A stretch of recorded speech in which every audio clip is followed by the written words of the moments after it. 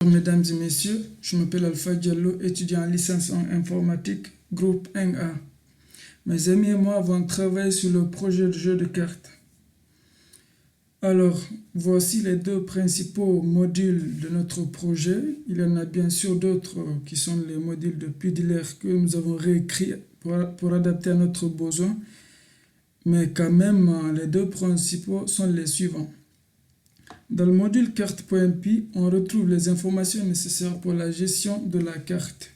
Par exemple, comment afficher la carte, comment comparer deux cartes, comment l'afficher dans un canvas, comment la déplacer, ainsi que les informations nécessaires pour la gestion du deck. Après ça, maintenant, dans l'interface.py ici, nous avons les éléments nécessaires pour la gestion de l'interface graphique. Et comme vous savez bien, il existe plusieurs types de jeux de cartes. Mais nous avons choisi le type bataille parce qu'il fait partie parmi les types les plus simples, vu que nous sommes débutants aussi. Alors, ce type de jeu de cartes se joue généralement à 2, parfois plus. Et nous avons réalisé un jeu qu'on pourra jouer à partir de 2 joueurs jusqu'à 4. C'est-à-dire soit 2 joueurs, 3 joueurs ou bien 4, selon le nombre que l'utilisateur choisira. Bien, alors l'interface graphique est une grille qui va varier en fonction du nombre de joueurs que l'on choisira. Par exemple, nous allons prendre pour une petite démonstration ici, pour le cas de 2 cartes et de 2 joueurs. Alors, nous allons tout simplement prendre aussi 6 cartes pour le moment, juste pour voir comment ça marche. Donc nous allons distribuer 6 cartes entre les deux mains des joueurs. Et si j'appuie sur F5 pour exécuter ça, et voilà ce que ça va donner. Vas-y.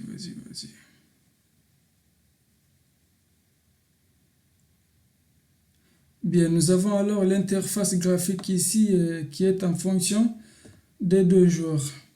Alors, je peux cliquer ici pour distribuer les cartes. OK. Et là, on voit bien que chaque joueur a 3 cartes. OK. Et le nom de la carte en cours est affiché, comme vous pouvez le voir. Et là, alors, je peux cliquer sur jouer. Et si je clique sur jouer, normalement, on voit que c'est roi de cœur ici qui doit vraiment gagner. OK. Normalement, c'est la carte là qui va se déplacer, aller dans la main du deuxième joueur. Et afin qu'il puisse avoir 4 joueurs, et lui là, il lui restera 2 joueurs, et 2 cartes, je voulais dire.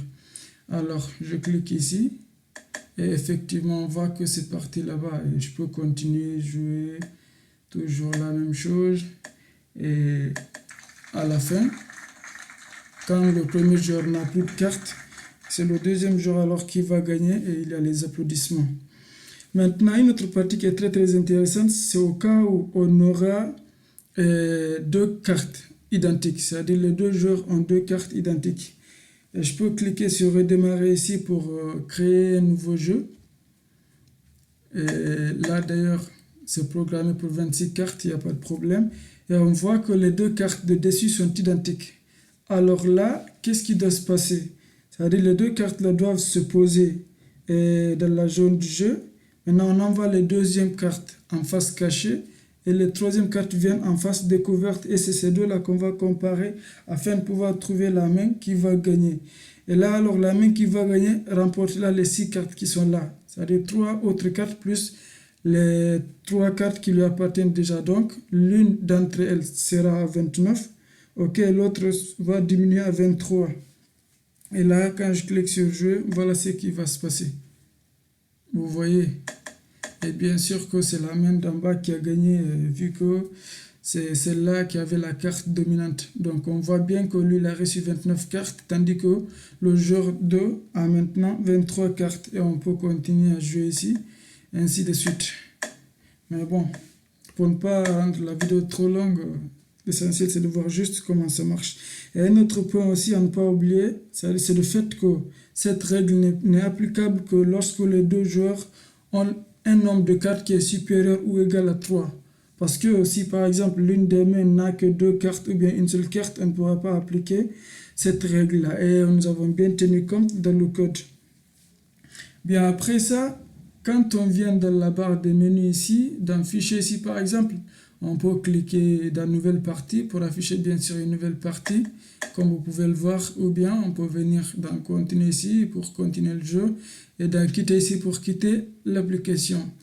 Dans option ici, nous avions proposé de faire de telle sorte que l'utilisateur puisse choisir le nombre de joueurs à partir d'ici ou bien le nombre de cartes. Mais bon, ça, le temps ne nous a pas permis, nous n'avons pas pu faire ça. Mais quand même, nous pouvons cliquer ici pour distribuer les cartes. Et on peut également venir dans Aide ici et si on clique sur Règles de jeu, on pourra accéder aux règles de jeu de ce type de jeu de cartes. Bien, après ça maintenant, si par exemple on modifie le nombre de joueurs ici, par exemple je vais afficher ici, je vais demander de distribuer 8 cartes pour l'instant et je modifie le nombre de joueurs pour mettre à 4. Donc, on voit bien que F5.